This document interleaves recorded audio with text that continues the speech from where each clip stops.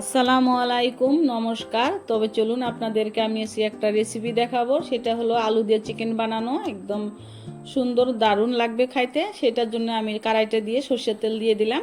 এখানে কেটে রাখা আলুগুলো দিয়ে দিয়ে একটু ফ্রাই করে নিব 2-3 মিনিট।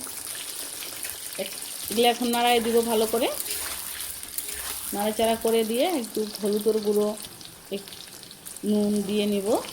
নুন দিয়ে দিলাম, হলুদের গুঁড়ো দিয়ে দিলাম। তো এইভাবে 2-3 মিনিট আলুটা ফ্রাই করে নিব। নিয়ে এখানে আমি চিকেনগুলোও দিয়ে দিব আলুগুলাতে।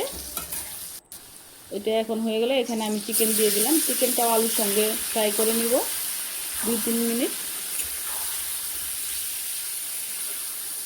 একটু নাড়াচাড়া করে দিয়ে আমি ঢাকনাটা দিয়ে দিব। এখানে ঢাকনাটা দিয়ে দিলাম। এখন 4-5 মিনিট পরে ঢাকনাটা সরে এখন একটু নাড়াইয়ে দিব।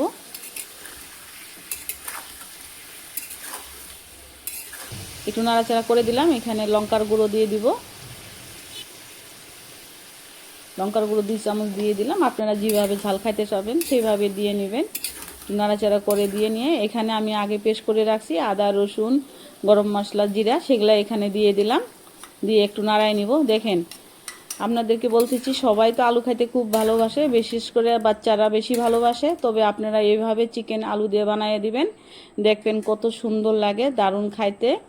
এভাবে বানাবেন। ভিডিওটা ভালো লাগলে লাইক করবেন, চ্যানেলটাকে সাবস্ক্রাইব করবেন, কমেন্ট করে জানাবেন। তবে ঢাকনাটা দিয়েছিলাম, এখন ঢাকনাটা সরিয়ে পেঁয়াজ কুচি আর তেজপাতা এখানে দিয়ে দিলাম। দিয়ে এগুলো ভালো করে নাড়ায় নেব। এইভাবে নাড়ায় নিয়ে আমি এখন ঢাকনাটা দিয়ে দিব। এখন ঢাকনাটা দিয়ে 10 মিনিট পরে ঢাকনাটা সরিয়ে দিব। ঢাকনাটা সরিয়ে দিলাম। দেখেন কত সুন্দর কষানো হয়ে গেছে আলু আর চিকেন। দেখেন কত সুন্দর কালার আসছে। এখন আমি এখানে ঝোলের জন্য আগে গরম করে রাখছি জলগুলো দিয়ে দিলাম। একটু জলগুলো দিয়ে নিয়ে নাড়ায় নিব ভালো করে। এখন ঢাকনাটা দিয়ে দিব। এখন 15 মিনিট পরে আমি ঢাকনাটা সরিয়ে দিলাম। চিকেনটা আমার দেখেন রান্না হয়ে গেছে। দেখেন কত সুন্দর কালার আসছে। এই ছিল আজকে আমার রেসিপি, চিকেন বানানো আলু দিয়ে। দেখেন কত দারুণ। এইভাবে বানায় খাবেন, সবাই বানায় দিবেন, বাচ্চাদেরকেও খুব ভালো পাবে। তবে আপনারা ভালো থাকেন, সুস্থ থাকেন।